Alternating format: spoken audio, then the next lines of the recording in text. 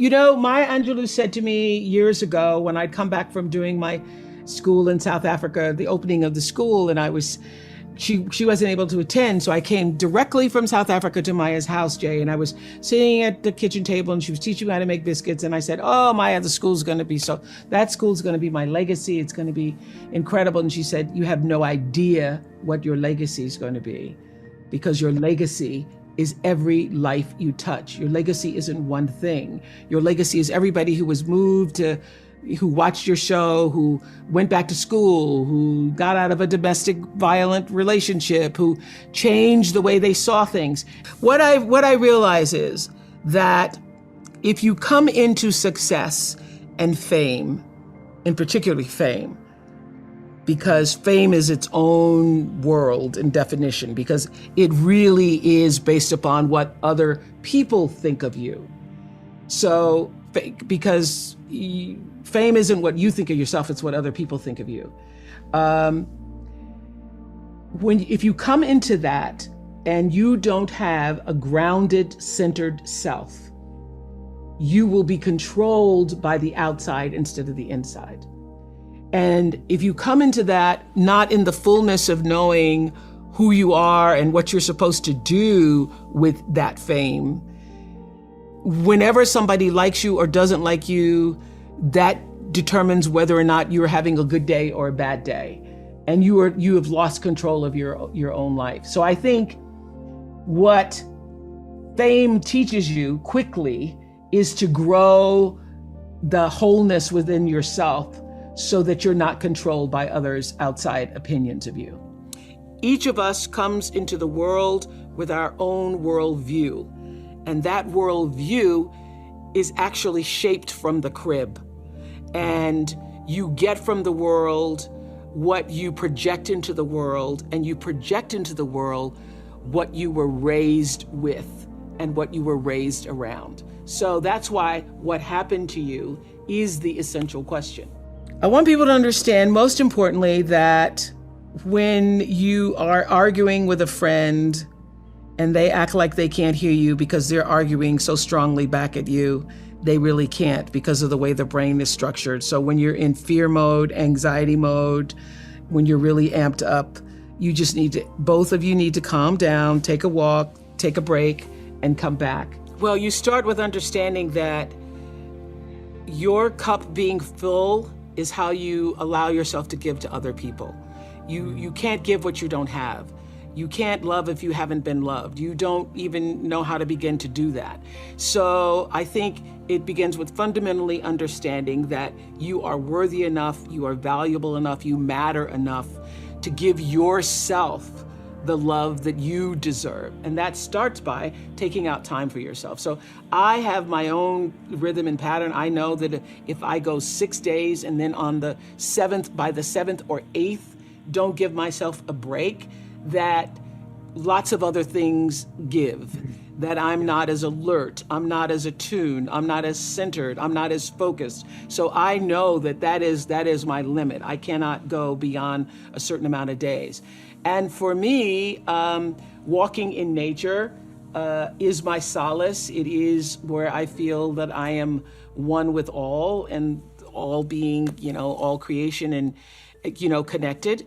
For other people, it may be dancing, it may be music, it may be knitting, it may be whatever it is that brings some kind of rhythmic pattern into your life. Actually, it was Bruce and I were walking on my campus in South Africa, and there were a group of girls dancing, literally on the lawn, because Lord knows they love to dance. And Bruce says, oh, that's not just, I said, oh, they're just having fun. And Bruce said, oh, they're not just having fun, they actually are healing themselves. Because the rhythmic pattern, that's why when you've been in an argument with someone, or you're in the middle of an argument with somebody, if you just go and take a walk, or you go and turn on some music and you start dancing, if you just have some form of movement, you feel better. One of the most important things, most important takeaways from what happened to you, I believe, is understanding how the brain works. You understand that when you're upset or in fear or angry or are in an antagonized state, and you're trying to reason with a person, a child, your spouse, your boss, your friend, they literally cannot hear you because the reasoning part of the brain is in the cortex, and what you're saying is only reaching the brain stem. So whenever somebody is dysregulated, which is what that is, being anxious and fearful and yelling and screaming, the thing to do is to calm yourself first. Then you will be able to help that other person get calm and regulated. That's how you get to reason. But if you both are just yelling at each other, literally, and you're going, you don't hear me, and you don't hear me either, and you don't, they actually cannot hear you. That's what I thought was so fascinating. One of the most important things I have learned with coping is to accept this moment for what it is. Do not spend your energy pushing again, and that's whether you are late in traffic or whether you are late on your bills and you don't know where the next paycheck is coming from to do it.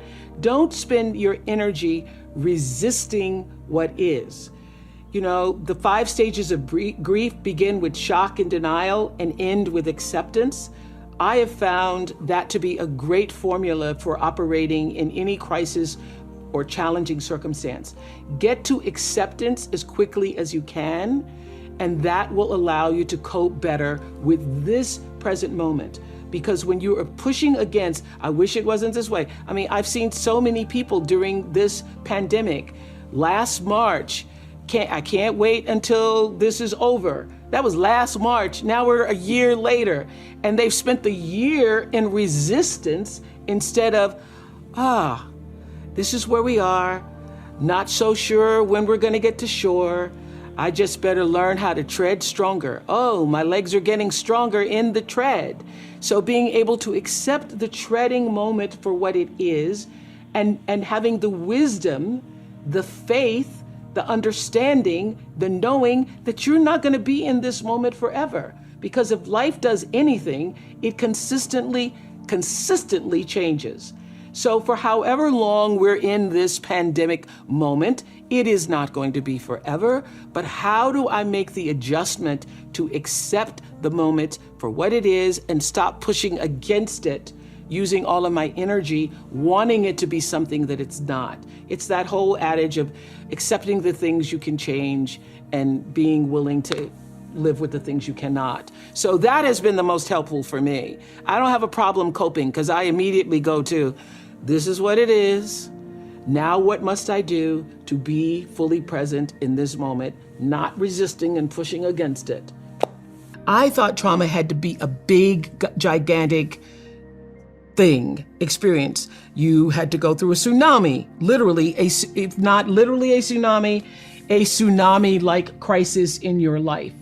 A fire, a hurricane, a tragedy, a car accident, a stabbing, somebody died.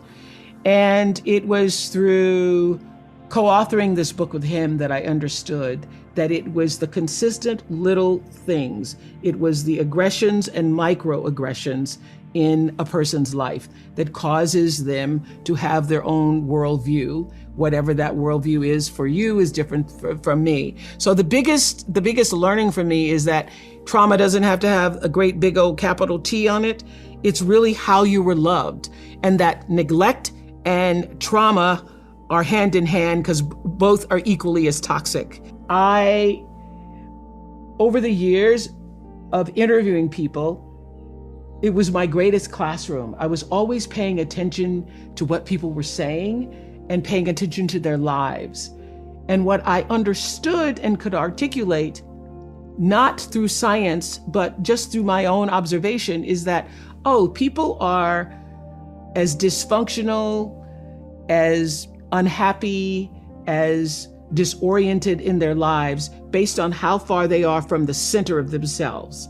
And the center is where wholeness lies, as you know. And so where there is no center and there is no sense of wholeness and love for yourself, there's going to be disarray, chaos, confusion, and dysfunction in your life. And I saw that over and over and over again, that people behave based on how they were loved and then how they were able to process that in a way to love other people. One of the most important points I think Dr. Perry makes in What Happened to You is that neglect is as toxic as trauma. And so even though you might not have had a trauma with the big T, it boils down to, did you get what you needed? And I have done so many interviews, as I know you have too, Jay, with people who are raised in the same family, and everybody in that family has a different experience. And sometimes siblings are arguing about a thing that happened because from their point of view, it felt like one thing, and from the other person's point of view, it felt like another thing. Well, that is the reality of life, that you can have 2 children, 4 children, 6 children raised in the same household, and they experience the love of their parents differently. And not all the kids could have gotten what they needed, and some of the kids got what they needed. So neglect is you not getting what you needed for your worldview, for your personal approach to life, your sense of self-values, your sense of self-esteem. And so I have seen in the thousands of interviews that I've done over the years that the level of dysfunction in a person's life is almost directly proportional to how they were loved, what happened to them, and how they were able to receive or not receive that love. So the what happened to you isn't, just for people who had the big T traumas, but it literally is what happened to you. Were you loved? Were you not? How were you loved? How was that love applied in your life? And were you able then to apply it in the rest of the world? One of my relatives say, I'm whipping you because I love you. Well, it certainly didn't feel like love.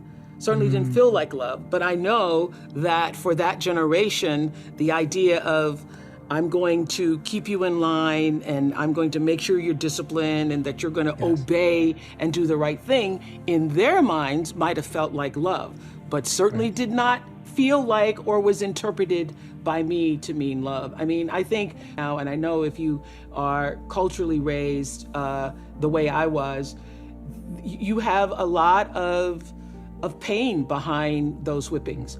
And I remember doing a show on the Oprah show years later talking about should children be spanked, and a Black woman stood up and said, well, I got beat every day, and I was in the choir and my father beat me in front of the whole congregation in church, and I turned out okay. And I'm like, did you really? Because anybody who's ever been hit realizes the humiliation of that. What you feel more than anything, even as a little kid, is the humiliation of it. And what you are being told in that moment is that you have no value, that you are worth nothing, that you are so worthless that I get now to lay my hands on you and physically beat you. So it takes a lot. And I would have to say that it was a lot for me to overcome, to begin to understand that my life was of value. And as I say in What Happened to You, what did that for me were relationships with my teachers. I could cry right now thinking about the teachers who stood in the gap for me and made me feel valued, made me feel important. So it was only at school or speaking in church that I felt a sense of I mattered, that there was some meaning and purpose for me in life. I, grew up in these circumstances where I should have no self-values, no self-worth. But Bruce, as he explains in What Happened to You, you don't have to have it come from your family. Other relationships with people who are nurturing, supporting, caring, and actually just see you. So the reason why I loved school so much is because that's the place that I felt seen.